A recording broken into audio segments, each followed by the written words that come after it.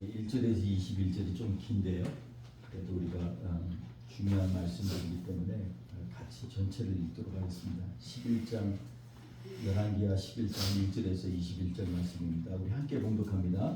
아하시아의 어머니 아달랴가 그의 아들이 죽은 것을 보고 일어나 왕의 자손을 모두 멸절하였으나 요람왕의 딸 아하시아의 누이 요세바가 아하시아의 아들 요아스를 왕자들이 죽임을 당하는 중에서 빼내어 그와 그의 유모를 침실에 숨겨 아달랴를 피하여 죽임을 당하지 아니하게 한지라. 요아스가 그와 함께 여호와의 성전에 6년을 숨어있는 동안에 아달랴가 나라를 다스렸더라. 일곱째에 여호야다가 사람을 보내 가리 사람의 백부장들과 호위병의 백부장들을 불러 데리고 여호와의 성전으로 들어가서 그들과 언약을 맺고 그들에게 여호와의 성전에서 맹세하게 한 후에 왕자를 그들에게 보이고 명령하여 이르되 너희가 행할 것이 이러하니 안식일에 들어온 너희 중 3분의 1은 왕궁을 주의하여 지키고 3분의 1은 수루문에 있고 3분의 1은 호위대 뒤에 있는 문에 있어서 이와 같이 왕궁을 주의하여 지키고 안식일에 나가는 너희 중 2대는 여호와의 성전을 주의하여 지켜 왕을 호위하되 너희는 각각 손에 무기를 잡고 왕을 호위하며 너희 대를 침범하는 모든 자는 죽이고 왕이 출입할 때에 시위할지니라 하니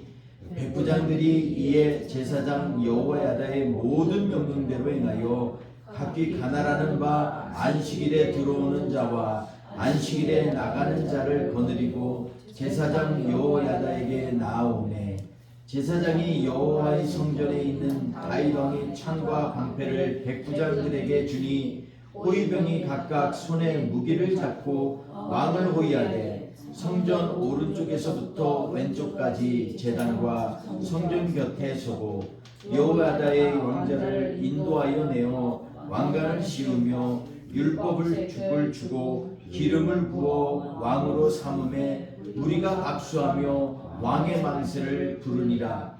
아달랴가 호위병과 백성의 소리를 듣고 여호와의 성전에 들어가 백성에게 이르러 보매 왕이 규례대로 단 위에 섰고 장관들과 나팔수가 왕의 곁에 모셔섰으며 온 백성이 즐거워하여 나팔을 부는지라.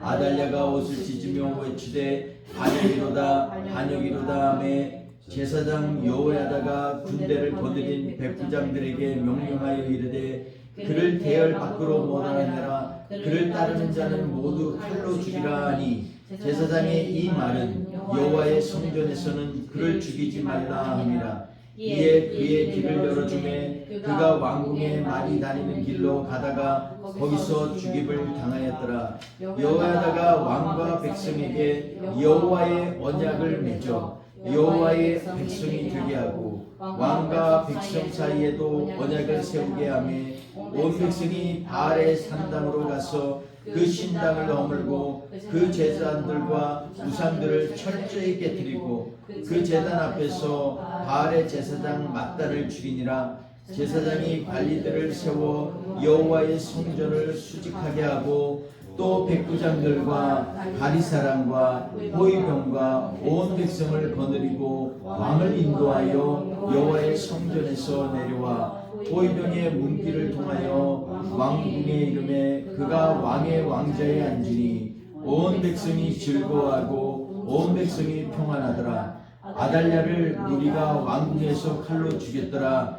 요아스가 왕이 될 때에 나이가 7세였더라. 아멘. 오늘 우리에게 주신 이 말씀을 통해서 다시 한번 하나님의 언약 백성을 하나님께서 어떻게 지키시고 보호하시는가, 언약 백성을 돌보시는 하나님에 대해서 같이 말씀을 나누고자 합니다. 오늘 열왕기하 11장에 있는 말씀을 보면은요, 이 아하시아의 어머니 아달랴가 그의 아들이 죽은 것을 보고 일어나서 먼저 한 것이 뭐냐면 왕의 자손을 모두 멸절하였으나 이렇게 얘기합니다. 왕의 자손을 모두 멸절하였다. 이게 첫 번째 한 일이라는 거죠. 보통 보면 아달랴의 이 왕의 자손들이 대부분 아달랴의 손주 손자들입니다. 손주 손자들이 있는 사람들은 이게 경험이 되겠지만 얼마나 예쁘고 얼마나 귀여운지 알죠. 그런데 아달랴는요, 그 모든 손주 손자들을 다 죽였다라고 기록하고 있습니다. 단지 여기에 요아스라고 하는 한 이 왕자 중에 하나가 이 위기를 모면하여서 몰래 숨어서 그래서 결국은 이 제사장이 거주하는 그리고 하나님 앞에 예배를 드리는 그런 성전에 들어가서 6년을 숨어 있었다라는 것입니다. 말로는 되게 간단하지만 이게 굉장히 기가 막힌 일입니다. 우리가 알다시피 6년을 갖다가 지낸다, 성전에서 지낸다, 얼마나 어려운 일이겠어요. 특히 요아스가 마지막 21절에 보면 그의 나이가 왕이 될 때가 7세였더라. 꼴로 얘기하면 1살 때 도망가서 7살 될 때까지 그는 성전에서 살았던 것을 보게 됩니다.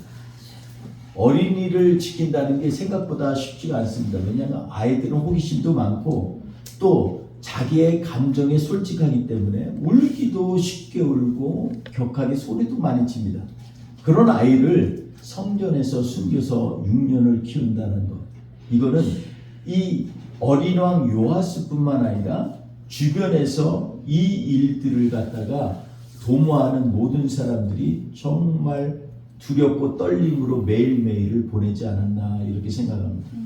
아달랴의 그런 흉벽한 성품을 보면 그는 결코 이것을 알고서 좌시하지 않을 것인데, 그럼에도 불구하고 죽음은 죽으리라는 각오를 가지고 제사장 여호야다를 중심으로 해서 이 아이를 지키고 보호하는 이러한 장면을 오늘 본문에서 우리는 알게 됩니다. 주목해 볼 것은 1절에 보면 아달랴가 그의 아들이 죽은 것을 보고 일어나 이 손자 손녀들을 다 죽였으니 이러면 좋은데 일부러 왕의 자손을 모두 멸절하였으나 이렇게 언급하고 있습니다.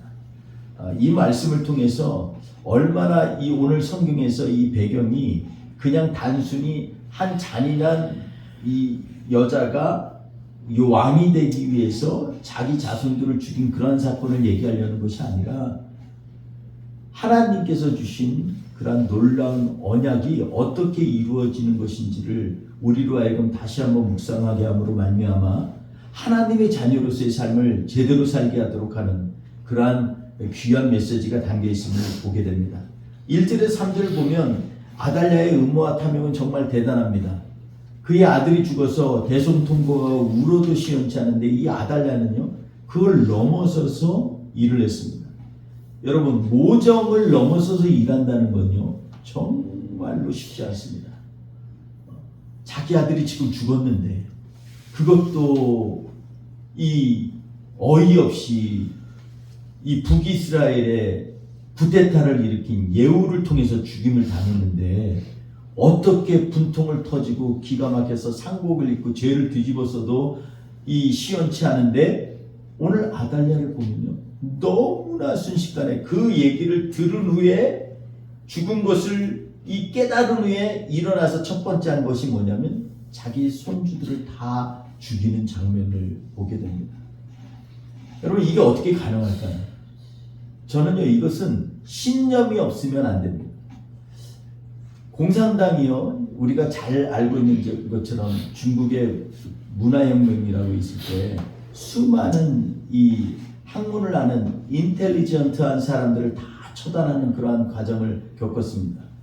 혹자는 수백만 명이 정말로 너무 잔인하게 죽임을 당했다 이렇게 기록하고 있습니다.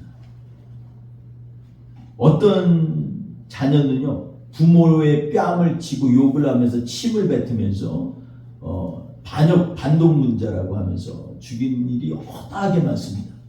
이게 가능하게 한 것은 다른 것이 아니라 뭐냐면 자기들이 갖고 있는 신념 때문에 이게 가능한 겁니다. 이것만이 철칙이다. 이게 세상의 최고이다. 이게 참 주인이다. 이것이 확정되지 않으면 이렇게 할 수가 없어요. 아달랴는요 누구의 딸이었죠? 바로 아합과 이세벨의 딸이었습니다. 그러니 그는요, 그냥 왕비로 남유다에 온 것이 아니라 어떻게 보면 마치 파송받는 선교사의 마음으로 비장하게 왔어요. 아합이 평생 한 것이 뭐냐면 온 이스라엘, 북이스라엘과 남유다 전체가 바알을 섬기는 것이 그의 인생의 목적인 것처럼 지내왔던 왕과 또 이세벨 왕비였습니다.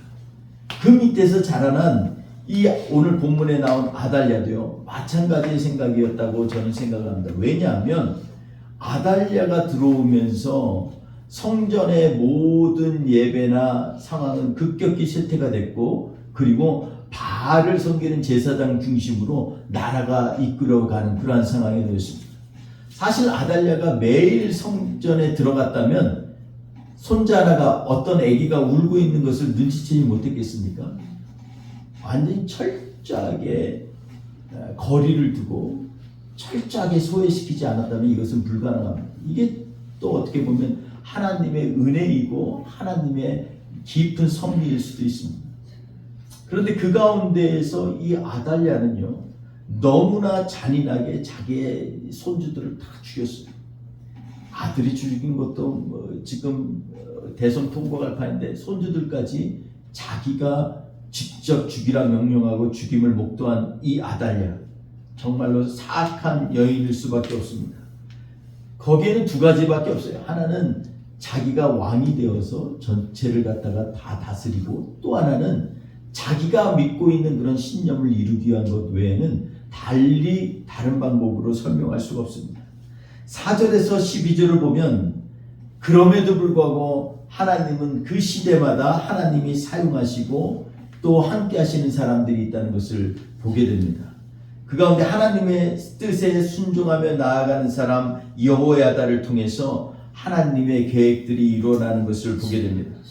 하나님께서 다윗에게 약속하신 사무엘상 7장에 있는 말씀처럼 내가 너의 씨를 결코 너의 씨로 말미암아 이 나라를 경고케 하고 너의 왕위가 영원하리라 라고 약속한 그 일을 이루시는 것들을 보면서 이 작은 어린 갓난의 길을 통해서 하나님이 일하시는 것들을 우리는 발견하게 됩니다. 그리고 13절에서 16절에 보면 아달랴가 비참하게 죽임을 당하는 장면이 나옵니다. 본인이 반역했지만 그 얘기를 스스로가 다른 사람들에게 할 줄은 꿈에도 생각 못했을 것입니다. 그는요, 어린 왕 옆에 나팔수와 백부장과 모든 병사들과 장관들이 돌입해 있는 것을 보면서 반역이로다 얘기를 합니다. 그러나 여호야다는요, 단호하게 그녀를 쳐서 밖으로 쫓아보내라고 합니다. 여기에선 죽이지 말라고 얘기합니다. 왜냐하면 하나님의 성전을 더럽힐 수 없기 때문에 밖으로 내몰라고 얘기하죠. 그리고 결국은 이 아달랴는 성전으로 가는 길에서 쳐 죽임을 당하고 칼로 배임을 당해 죽였다라고 마지막에 기록되어져 있습니다. 여러분, 이 가운데에서 또 불구하고 우리가 주목해야 볼 것이 있습니다. 그것은 17절에서 21절 말씀인데, 백성과 왕 사이에 언약을 새롭게 맺는 그 과정을 얘기하고 있습니다. 백성들 앞에 나아가면서 여기에 백성들에게 맹세를 하게 하고, 또 그들로 하여금 하나님 앞에서 요아스가 하나님의 백성으로서 먼저 쓸 수 있도록 이렇게 모든 예식들을 준비하는 것을 보게 됩니다. 왕이 앞서기 전에 그는 하나님의 자녀인 것을 인지할 수 있도록 모든 이 언약의 그런 과정들을 이루어 나가는 것을 보게 됩니다. 여러분, 다윗의 언약이라는 게 뭘까요? 저는 여기에서 언약을 할 때 다윗의 언약만이 생각이 처음에 났어요. 사무엘상 7장 12절 16절 가운데 다윗에게 약속한 거 있죠. 자손 중에서 계속 왕이 나올 것이고 그 왕위가 영원히 경고할 것이며 하나님이 다윗의 왕조를 보호하시며 끊이지 않게 할 것이라고 한 약속이 이 어려운 위태한 이 아달랴의 통치 가운데서도 하나님이 경고히 지키시는 것을 보게 됩니다. 여러분 하나님이 때때로는요 우리를 숨기실 때가 있어요. 숨긴다라는 것은요 막 무슨 잘못해서 숨기는 것이 사람들은 그렇게 숨기지만 하나님이 숨기시는 것은요 하나님은 우리를 보호하시기 위해서 많이 숨기십니다. 그의 바위 곁에 숨기시고 그리고 낮의 해와 밤의 달 가운데에서 보호하시고 늘 안위하신 하나님, 그 하나님이 바로 우리 하나님이시라는 것입니다. 저는 오늘 말씀 속에서 언약이 무엇인가에 대해서 좀 같이 묵상을 하려고 합니다. 여호야다가 이 여호와 하나님과 왕과 백성 사이에 17절에 보면 언약을 세워 이렇게 얘기합니다. 17절 같이 한번 읽어볼까요? 17절 시작. 여호야다가 왕과 백성에게 여호와의 언약을 맺어 여호와의 백성이 되게 하고 왕과 백성 사이에도 언약을 세우게 하며. 아멘. 여기에 보면요 여호와의 언약을 맺었다, 다시 맺었다라는 거죠. 그리고 이 왕 여호와의 백성이 되게 하였다 이렇게 합니다. 누가 여호와의 백성이 되게 했죠? 네, 남유다 백성들과 또 왕도 여호와의 백성이 되게 한 것입니다. 그러기 위해서 언약을 세웠다라고 말씀하고 있습니다. 그 언약을 세우고 나니까 그제서야 뭐가 보이기 시작하죠. 하나님의 언약 백성이 되니까 그때부터는 잘못된 것들이 보이기 시작합니다. 그 위에 바알의 모든 신당을 허물고 그 제단들과 거기에 있는 악한 제사장 마땅까지도 죽이는 그러한 과정들을 쭉 기록되어 것을 보게 됩니다. 그렇다면 언약 백성이 된다는 것이 왜 이렇게 중요한 것인가에 대해서 우리가 같이 한번 묵상을 해봤으면 좋겠습니다. 하나님이 우리에게 제일 먼저 하신 게 뭔지 아세요? 하나님이 계속해서 아담과 하와가 에덴 동산에 있을 때부터 에덴 동산을 떠나갈 때부터 계속해서 하나님은 우리에게 약속을 하셨어요. 야, 너 동산 중앙에 있는 건 먹지 마. 그러나 내가 다른 거 다 너에게 줄게. 생육하고 번성하고 다 쫙. 그리고 하나님과 함께 같이 살자. 이러면서 약속하셨어요. 꼭 그렇게 하자. 언약하셨어요. 약속하셨어요. 근데 여기에서 오늘 본문 말씀에 나오는 언약은요 약속에서 한 걸음 더 나아가는 것입니다. 하나님은 우리에게 우리가 약속을 지키지 못할 걸 알면서 약속을 하셨어요. 그래서 나중에 하나님께서 어떻게 했냐면 이제 우리 언약 좀 하자. 너도 좀 맹세해. 나도 맹세할게. 이러면서 하나님이 언약을 맺는 장면이 나옵니다. 우리가 창세기에 보면요. 창세기 보면 우리가 잘 아는 것처럼 이 하나님의 언약에 대해서 아브라함을 통해서 계속해서 잘 설명하고 있어요. 그런데 우리가 언약을 잘못 이해할 때가 많아요. 언약을 붙들고 사는 것과 율법을 지키는 게 뭐가 다를까? 뭐 이런 것도 잘 생각이 안 돼요. 그냥 맨 먼저 언약이 있으니까 언약 백성이 돼야 돼. 이렇게만 생각할 때가 많아요. 근데 성경은 그렇게 얘기하지 않습니다. 오늘 말씀 가운데 우리도 정말로 어렵고 힘든 생활을 하고 있습니다. 마치 이 아달랴가 왕의 자손들을 다 죽인 것처럼. 이 자손이라는 말은요 원래 히브리어 보면 지라라고 하는 거예요.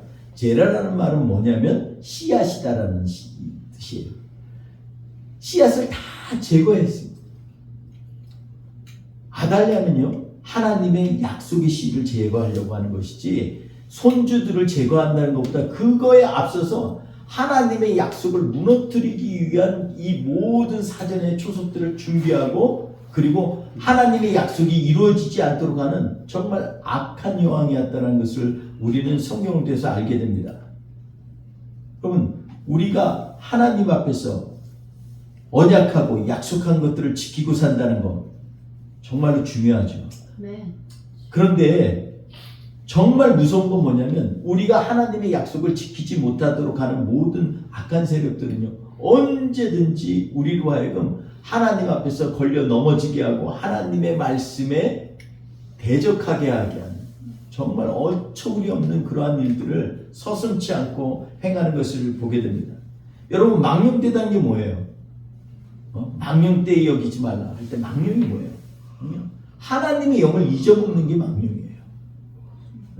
하나님의 말씀이 생각나지 않으면 나는 지금 망령된다라는 것을 정말 깨달아야만 합니다. 우리가 매일 삶 가운데서 하나님의 말씀과 거리가 있다는 얘기는 뭐냐면 어떤 의미냐면 말씀을 성경책을 꼭 끼고 살지 않는다는 의미가 아니라 내 생활 가운데 하나님의 말씀이 적용되지도 아니하고 하나님의 말씀이 들려지지도 않을 때 이것은 망령된 삶을 살고 있는 거예요. 그러니 내가 오늘을 살면서 매일마다 주의 일을 한다고 생각하고 하나님을 기쁘시게 한다라고 얘기하고 있지만 그 가운데 과연 내 삶 가운데 나는 하나님의 말씀이 내 삶에 침투되고 내 삶을 변화시키는 그러한 과정들을 우리가 경험하고 있는가? 이게 먼저 우리 삶 가운데 필요한 일들입니다. 제가 이번에 인도에 갔다 오면서 참 놀라웠어요. 왜냐하면 제가 생각한 이상의 것들을 하나님이 예비하신 걸 보게 됐어요. 처음부터 얼마나 갑자기 하기 일주일 전부터 기도가 너무너무 절실하게 나왔어요. 그래, 기도도 많이 부탁하고 또 오는 팀에게도 우리 기도해야 될 텐데 근데 이걸 갖다가 심각하게 생각하지 않은 혹자도 있었고 심각하게 생각해서 계속 기도하고 또 이번 일을 같이 가기 위해서 후원하고 기도하는 수백 명의 기도 후원자에게 부탁하신 분도 있고 이렇게 했습니다. 너무나 놀라운 건요. 이분들도 참 대단한 제가 여러 달 전에 인도는 반드시 비자가 있어야 들어갑니다 했는데 비자 신청을 안 했어요. 일주일 남겨놓고 이제 비자 신청한다고 해서 제가 깜짝 놀랐어요. 비자 그렇게 쉽게 나오는 게 아니에요. 빨리 하셔야 된다. 그래서 제가 막 그냥 저녁에 와서 새벽까지 도와서 비자 신청하게 하고 막 이렇게도 하고 몇몇 분은 또 따로 신청도 하고 이랬는데 그 중에서 두 분이 비자가 안 나왔어요. 비자가 안 나왔는데 인도 가는 비행기를 탔어요. 중간에 말레이시아 거쳐서 가는 비행기를 탔는데 말레이시아에 거쳤는데 말레이시아에 갔더니 또 인도 가는 비행기를 놓쳐버렸네. 세상적으로 보면요 일이 꼬여도 이렇게 꼬일 수가 없어요. 또 거기서 환승하는데 한 분이 휴대폰을 잃어버렸는데 여러분도 아시다시피 요새 휴대폰에 사업하는 장로님이 휴대폰을 잃어버렸는데 휴대폰에 모든 게 다 들어있잖아요. 휴대폰이 그냥 전화하는 수단이 아니에요. 그걸 찾으러 또 간다고 시간은 없는데 게이트 닫히는데 난리가 난 거예요. 근데 정말 1분 남겨놓고 그래요. 다 1분 남겨놓고 막 문 못 열고 제발 좀 기다려달라고 1분 남았다고 저기서 막 저기 온다고 그래가지고 게이트 들어간과 동시에 게이트가 닫혔어. 기가 막히죠.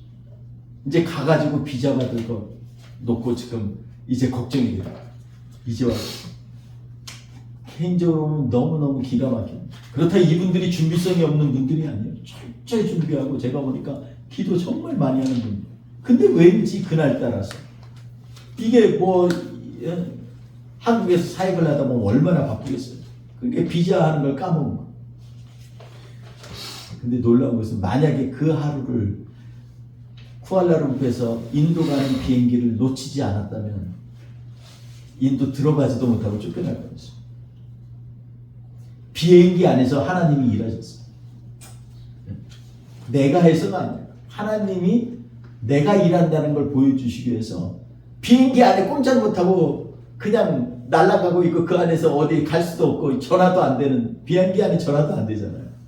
근데 그 안에서 하나님이 일하셨어요.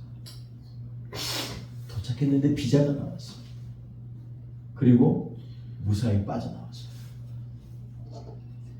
그 다음에도 제가 있으면서 참 드라마틱한 일이 너무 많았어요. 저는 그것들을 보면서 아달랴와 같은 어두운 세력이 우리를 해치려고 해도 하나님께서 뜻을 정하시고 그 일에 순종하는 백성들이 있는 한 하나님의 역사는 계속되어진다 라는 것을 깨닫게 됐습니다. 저는 요번에 학교를 건축하면서 정말 걱정이 많았습니다. 그리고 건축비가 너무 많아서 차마 이 얘기를 하면 실족해서 그냥 우리 기도합시다 그러고 떠날 줄 알았어요. 그런데 비용이 어마어마했어요.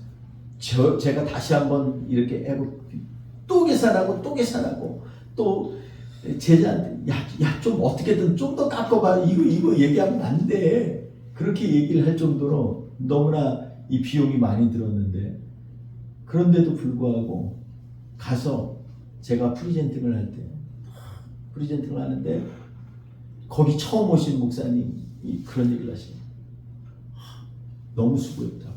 정말 이거 요즘에 학교 짓는 건 정말 쉽지 않다. 그런데 이렇게 저렴하게 해줘서 감사하다. 그랬더니 다른 분들이 아무 말도 못해요. 실제로도 그랬습니다. 실제로도 아주 최선을 다해서 공사를 진행을 하면서 우리가 선포를 하면서 진행했어요. 가서 이미 기둥을 탁 세워놓고 지하를 파고 기둥을 세우고 거기다가 한 명씩 삽으로 시멘트를 붓는 그런 셀레모니도 했어요. 어떤 한 사모님이 하면서 한 삽을 뜨면서 쫙 부으면서 이것은 성령님께, 두 번째 이것은 우리 하나님의 영광을 위하여, 그러면서 세 번째 이것은 우리 예수님이 함께 하심을 믿으며, 그러면서 한꺼번에 5번을 이렇게 하는, 얼마나 감격이 되는지 알 수가 없어요. 삽 한 삽도 주님의 영광을 위하여 하나님의 살아계심을 믿음으로 해나가는 그때부터 하나님이 일을 시작하시는구나. 다시 한번 제가 깊이 도전을 받았어요. 우리가 연약한 모든 사람들은 다 연약해요. 그런데 놀라운 것은 하나님이 일하기 시작하면 항상 하나님은 연약한 그릇을 통해서 하나님의 일을 이루신다는 거예요. 아멘. 여러분, 저는 오늘 말씀 가운데 요아스가 주인공인가요? 이 말씀 가운데 누가 주인공일까요? 어린 요아스가 왕이 된 것이 지금 주 메시지인가요? 아니면 여호야다가 죽음을 준비하면서 죽더라도 내가 이 왕자를 왕으로 취대하겠다 이러면서 6년을 버틴 그 여호야다가 이 오늘 내기의 주인공인가요? 누가 주인공인가요? 사실 여기에 핵심적인 내용은 뭐냐면 하나님께서 약속하신 건 반드시 이루어진다는 것입니다. 아멘. 다른 얘기가 아니에요. 악한 왕이 이 징벌을 받았다, 통쾌하다, 이게 오늘 메시지가 아니에요. 진짜 메시지는 이렇게 어려운 가운데서도 하나님이 약속하신 것은 반드시 하나님이 지키신다는 것입니다. 아멘. 여러분, 그래서 우리는 언약을 맺는 백성이 되어야 됩니다. 오늘 본문 말씀에 보니까 언약 백성에 대해서 얘기하고 있어요. 우리 창세기 15장에 있는 말씀 제가 한번 읽어볼게요. 15장 17장에 보면 언약에 대해서 말씀을 나누고 있는데, 상속자가 없어서 염려하는 아브라함에 대해서 창세기 15장을 말씀하고 있어요. 근데 하나님께서 그를 이끌고 밖으로 나아가셔가지고서 하늘에 있는 무별들을 보면서 네가 셀 수 있나 보라. 이와 같이 셀 수 없는 별들처럼 네 자손들이 이렇게 되리라 했더니 이걸 아브라함이 믿었더니 그것을 의로 여기시고, 이렇게 15장 6절에 말씀하고 있습니다. 여기에 보니까 그러면서 뭐라고 말씀하셨냐면 너를 갈대아 우르에서 이끌어낸 그 사람이 바로 나 여호와니라. 이렇게 하나님이 말씀하고 있어요. 우리를 여기까지 불러내시고, 오늘 우리 보은 집사님께서 기도할 때 우리의 힘으로 온 것이 아니고 하나님이 이끄셔서 오셨다.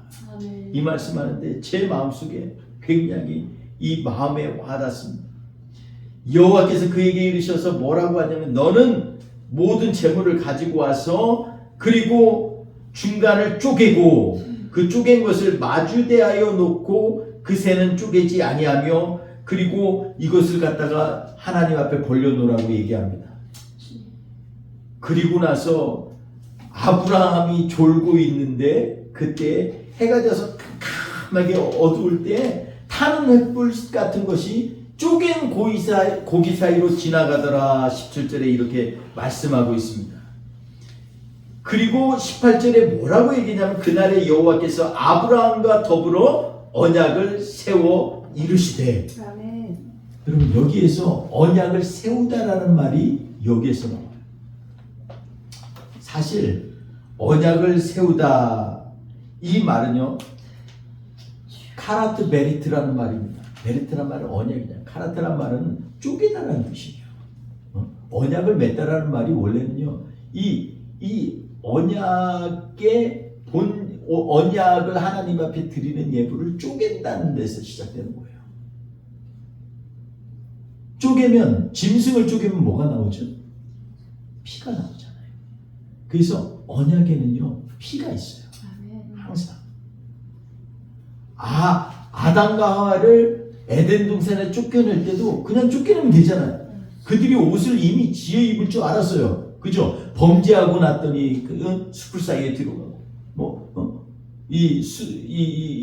갈대 가지 가지고서 옷을 만들고 다 할 줄 알아요. 그런데도 불구하고 왜 굳이 짐승이 가죽을 벗겨서 그들을 옷을 만들었을까? 하나님이요, 너희들 가더라도 내가 반드시 지킬 거야 하는 이 약속을 보여주시는 거예요. 그런데 이 창세기 15장에서는 이제는 내가 약속하는 것만 아니라 니네가 먼저 쪼개놔. 그럼 내가 그 사이로 지나갈게. 이젠 서로 언약을 맺는 거예요. 창세기 17장에도 여기에도 뭐가 나오냐면, 내가 보라 내 언약이 너희와 함께 있으니 너는 여러 민족의 아버지가 될지라. 창세기 17장에 얘기하고 있습니다. 7절에 보니까 뭐라고 하냐면, 내가 내 언약을 나와 너 및 내 대대 후손 사이에 세워서 영원한 언약을 삼고 너와 내 후손의 하나님이 되리라. 이렇게 말씀하고 있습니다. 여기 후손이 씨라는 말이잖아요. 왕의 씨를 다 멸절했는데도 불구하고 하나님이 약속하신 걸 지키기 위해서 요아스를 숨겼다는 말이에요. 그리고 나서 뭐를 했냐면요, 이 언약을 하고 나서 너희는 반드시 할례를 하라고 했어요. 내 몸에 이제는 언약의 증거를 갖고 살게 하기 위해서 할례를 하는 거예요. 여러분, 할례라는 게 뭐 다른 것 때문이 아니에요. 언약은 밖에 있는 게 아니라 네 안에 있다는 얘기를 하는 거예요. 그래서 겉에 표피를 잘라내는 거예요. 그 피를 보게 하는 거예요. 여러분, 성경에서 계속해서 우리에게 그냥 상징적인 얘기로가 아니라 진짜 왜 필요한지에 대해서 말씀하면서 피의 언약을 지금 말씀하고 있는 거예요. 아멘. 잘라내라는 것입니다.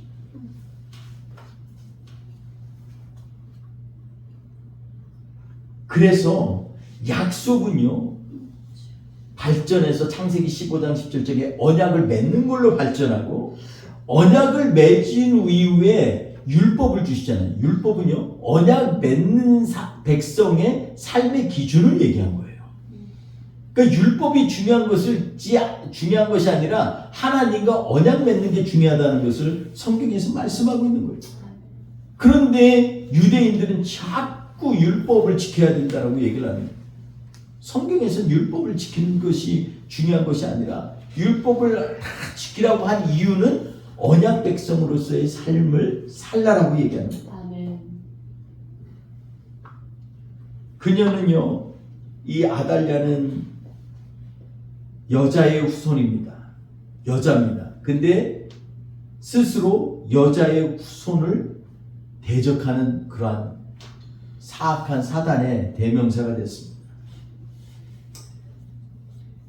우리의 삶 가운데에서 언약 백성으로서 항상 언약의 피가 있어야 된다는 것은 다른 것이 아니라 주님께서 우리에게 말씀하시고 약속하신 그러한 마지막 때, 주님이 마지막 이 세상 떠나시기 전에 마지막 성찬식을 거행하시면서 잔을 나누면서 하신 말씀이 누가복음 22장 20절에 얘기합니다. 거기에 내 피로 세운 이것은 새 언약이다, 이렇게 얘기합니다. 예수님의 피가, 결론은 언약 백성은요, 항상 예수님의 피가 있어야 돼요. 예수님의 피는요, 그렇게 우리가 생각하던 잔인하고 원시적인 것이 아니라 예수님의 생명을 의미하는 거예요. 우리 안에 예수의 생명이 없으면 하나님의 언약 백성이 될 수가 없어요. 근데 생명은 뭘로 했어요? 예수님이 자신의 피로 맺혀줬어요. 그런데도 불구하고 우리는 그 핏값으로 산 그 생명을 가지고서 하찮게 여기며 살 때가 많아요. 우리의 입술이 너무나 격이 떨어지고 우리의 행동이 너무나 예수님의 삶과 가르침과 멀어지고 우리의 생각이 하나님이 주시는 성령의 말씀과 달라질 때 우리는요 언약 백성으로서의 삶을 살지 못합니다. 오늘 본문 말씀이 뭐예요? 언약 백성은 반드시 하나님이 지키신다, 아멘. 보호하신다라는 것입니다. 아멘. 그러려면 그 보호하심 가운데 있는 우리에게는 뭐가 있어야 돼요? 언약의 증거가 있어야 돼요. 매일마다 주님 앞에 나오면서 나의 연약한 죄성을 가지고 나오면서 주님, 주의 흘리신 보혈로 저를 덮어주세요. 아멘. 저를 좀 새롭게 해주세요. 아멘. 하나님의 언약의 백성으로 살기에 부족함이 없도록 우리를 이끌어주세요. 아멘. 이렇게 간절하게 기도하면서 나아가는 하나님의 사람이 되어야 될 줄 압니다. 아멘. 사랑하는 성도 여러분, 저는 오늘 말씀 가운데에서 아달랴의 사건이 얼마나 잔인했는지 성경은 얘기하려고 하는 것이 아니에요. 얼마나 무정한 사람인지 얘기하려는 것이 아니에요. 얼마나 여호야다가 정말로 하나님을 위해서 자기의 모든 것들을 다 죽으면 죽으리라 하고 요아스를 지켰던 사건을 감동적으로 얘기하려는 것도 아니에요. 요아스가 어렵지만 하나님이 지키셔서 왕이 되셨다. 이 축복의 말씀도 아니에요. 실제 이 본문 말씀은요, 하나님이 우리에게 주신 언약은 단순한 언약이 아니고 하나님의 삶으로 우리를 대신 사셨다라는 것을 말씀하시고자 하는 것이고, 아멘. 그 언약이 결국 예수님이 말씀하신 내 피로 맺은 새 언약이다. 이것을 마실 때마다 나를 기념하라 아멘. 하신 그 보혈의 은총을 다시 한번 기억하라는 말씀입니다. 아멘. 사랑하는 성도 여러분, 우리가 아무리 하나님이 주신 물질이 있고 그리고 용기와 결단이 있어서 무슨 일을 했다고 해봅시다. 거기에 예수 그리스도의 생명이 없으면 그것이 무엇이 소용이 있겠습니까? 인도의 국제학교가 이제 번듯하게 자리 잡는다고 생각해요. 우리가 있다고 좋아하긴 하겠지만 그 안에 정말로 예수 그리스도의 삶과 예수 그리스도의 사랑이 넘치지 않는다면 그 학교가 무슨 의미가 있겠냐? 그럼 저는 요번에 가면서 다시 한번 생각을 해봤습니다. 제가 비아르라는 주로 들어가면서부터 보면요, 그곳에는 거의 힌두 아닌 모슬림이에요. 크리스찬은요 0.001%도 안 돼요. 아예 크리스찬이 없다고 보셔도 돼요. 근데 그곳에서 하나님께서 우리 학교를 통해서 매일마다 아이들에게 말씀을 가르치고 찬양을 부르게 하고 성경 구절을 암송하게 하고, 그리고 결국은 여기가 마치 이 구원의 방주인 것처럼 하나님께서 예배하시는 것을 보면서 저는 다시 한번 저 스스로를 점검해 봤습니다. 하나님이 일하시는구나. 아멘. 그 사람들은, 오신 분들은요, 제가 저한테 그래요. 선교사님 너무너무 여태껏 수고하셨어요. 어떻게 여기 아무도 없는 곳, 교회도 없는 곳, 예수하는 사람도 없는 곳에서 이렇게 학교를 통해서 찬양이 흘러나오게 하고, 예수는 나의 산소명이라는 찬양을 중찬단이 나와서 같이 부르게 하고, 수많은 학생들이 예수님의 이름을 듣고 그 앞에서 때때로는 회개하고 돌아오는 이런 역사가 어떻게 일어납니까? 이런 얘기들 해요. 근데 제가 생각할 때 제가 한 게 있어야 뭐 좀 어깨에 힘이 들어갈 텐데 한 게 없어요. 아무리 봐도 마치 항공편 위에 있을 때 하나님이 미리 예비해서 비자도 나오게 하신 그런 사건처럼 저도 마찬가지예요. 저도 하나님의 배에 탔더니 아무것도 할 게 없고 밖으로 나가서 뭐 내가 할 수 있는 능력도 없는데 하나님이 일하신 걸 보고 온 거예요. 아멘. 제 인생이 그뿐입니다. 이 고백밖에 할 게 없어요. 여러분, 우리 교회가 하나님께서 이렇게 뿌리를 내리라고 자꾸 밑으로 가게 하셨어요. 지금 밑으로 가게 했어요. 여러분, 내년에 깜짝 놀라지 마세요. 제가 하나님께서 그런 감동을 주셨어요. 내년에 우리 깜짝 놀라지 맙시다. 우리 지금 금년에 우리가 이렇게 오손도손 예배 드리는 거 나중에 쭉 하면서 그때가 좋았어 이럴 때가 올지도 몰라요. 서로 여기 우리 뭐 집사님이랑 우리 목사님이랑 다들 서로 바쁘셔가지고 제가 한번 만나주세요 그래도 바빠서 주일하느라 미친 듯이 날뛸 그날이 올 때가 온다니까. 아멘. 제가 그냥 허언을 하는 게 아니에요. 제가 요번에 가서 보면서 하나님 앞에 주님 약속 붙들고 살기만 한다면 아멘. 하나님이 정말 일하시는 거예요. 아멘. 하나님이 작은 종을 통해서 일하시는 것들을 정말 많이 봐왔는데 이렇게 연약하고 우리가 아무것도 할 수 없을 때 오직 주님만 붙들고 살 때 빈들에 서 있는 것 같을 때에도 그때도 하나님의 때라고 믿고 간절히 바라는 성도들을 통해서 아멘. 하나님이 일하신다. 아멘. 오늘 우리가 찬양한 것처럼 저 성전돌 같이 귀하게 없어. 여러분 성전돌이 뭐가 그렇게 귀해요? 수많은 교회들의 벽돌들 많잖아요. 그 벽돌 하나가 뭐가 귀해요? 그런데요, 그 성전돌을 경험한 사람은 또 달라요. 한 장 한 장 쌓아본 사람, 교회를 위해서 하나님의 공동체를 위해서 나의 헌신이 들어간 그 교회는요, 그 무엇보다도 귀해요.